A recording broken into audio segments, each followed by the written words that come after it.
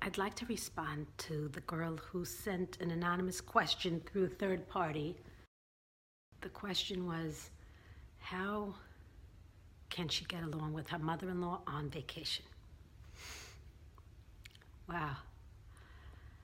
First of all, the question isn't, how can you get along with your mother-in-law on vacation? The question is, why aren't you getting along with your mother-in-law? And you're on vacation. I mean, how bad could she be? But all any mother-in-law wants from a daughter-in-law is to know that her son is happy, getting along, and to see the kids. Those two things. Everything else is clutter.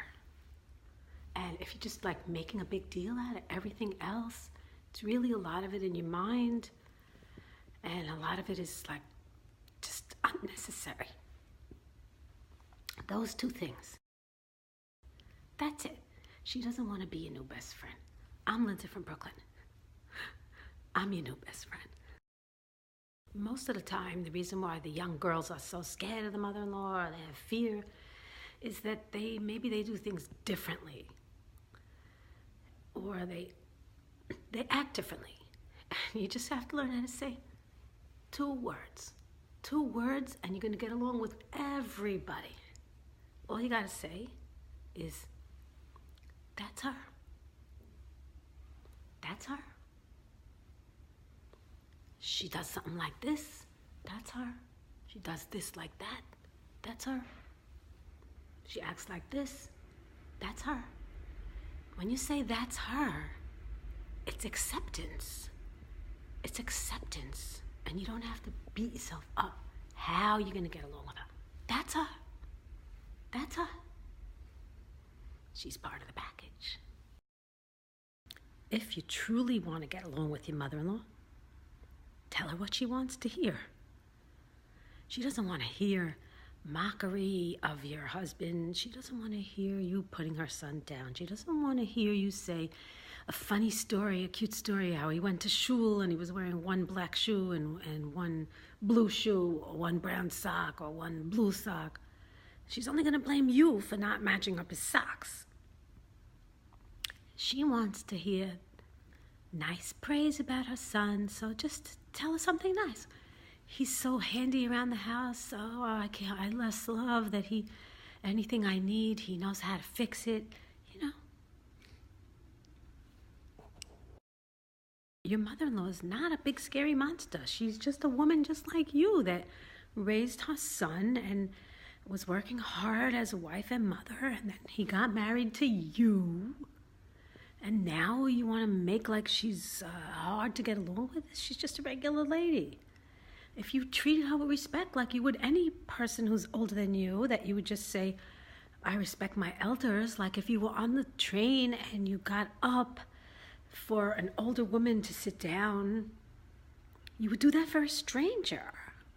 So why can't you respect your husband's mother? You don't want to put your husband in the middle, and you don't want your husband to waste his energy on that. You're cutting into his success energy. You don't want to do that. If you really feel that fear of a mother-in-law, what would you do if you were walking down a street and you saw a man walking towards you with a big German Shepherd?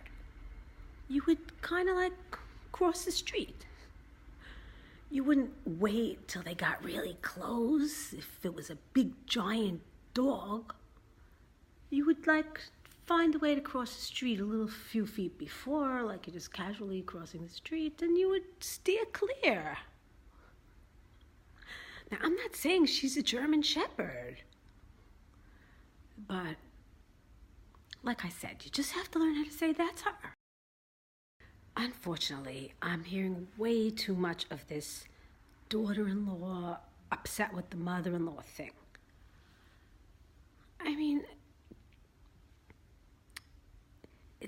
It's a luxury problem.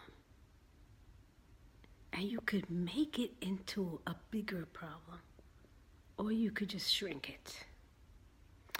And I want to shrink it I'm going to have a lecture maybe in a few weeks for the young girls, because I do believe I can make a difference.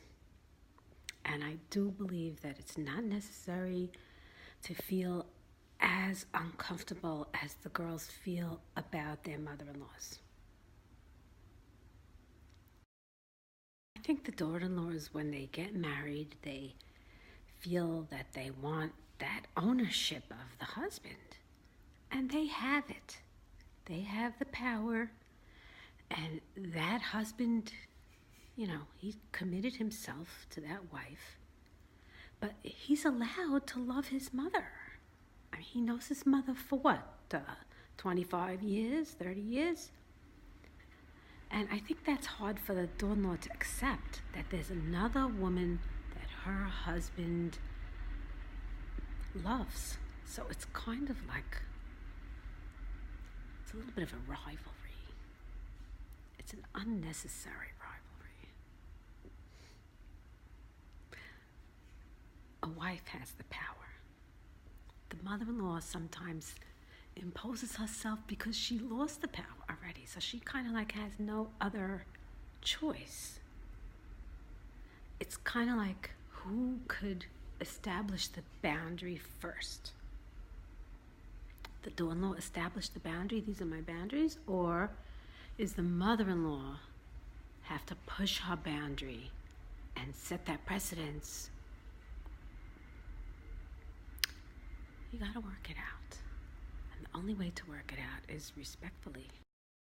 Daughter-in-laws feel like they have something to prove to the mother-in-laws, but they don't. Like if the mother-in-law says, oh, it's chilly, doesn't the baby need a sweater? Or it looks like the baby's shivering, like if it just gets out of the pool and you're on vacation. It's not an attack on you. It's not an attack on your parenting. She just loves the baby, and she probably just wants the baby to have a sweater on and not be cold. But it's not personal. It's not a personal attack. But when you hear it, it sounds like an insult. But it's not. Daughter-in-law is taking things much more sensitively and personally because it's her mother-in-law. If her girlfriend told her, your kid's lips are turning blue, wow, your kid's shivering, would they think that that friend was insulting their parenting? They would just go, oh, you're right, oh my God, she's shivering, I should get her a towel, I should get her a sweater. Like, it's because it's your mother-in-law telling it to you. Like she's the big, scary monster. It's not a bad idea to praise your mother-in-law to your husband. Tell him something nice about his mother. That way, if she does have a private conversation with him, he could say, oh no, she loves you. She said this about you. She said you were so nice. She said you were a good cook. She said she's so happy that she has a mother-in-law like you. And smooth things over. You'd be surprised how easily you could get used to making that weekly phone call to your mother-in-law. In the beginning, it's like, oh, what am I going to talk to her about? You're worried, but talk to her about something she's interested in.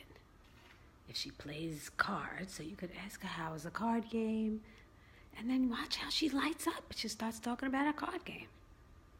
Little by little, you get used to talking to her.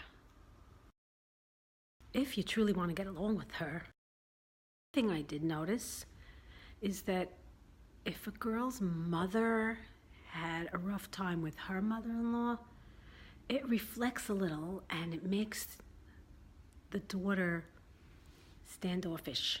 She's a little scared. She don't want to get into a mess. Like the mother-in-law is off limits to her because she saw this.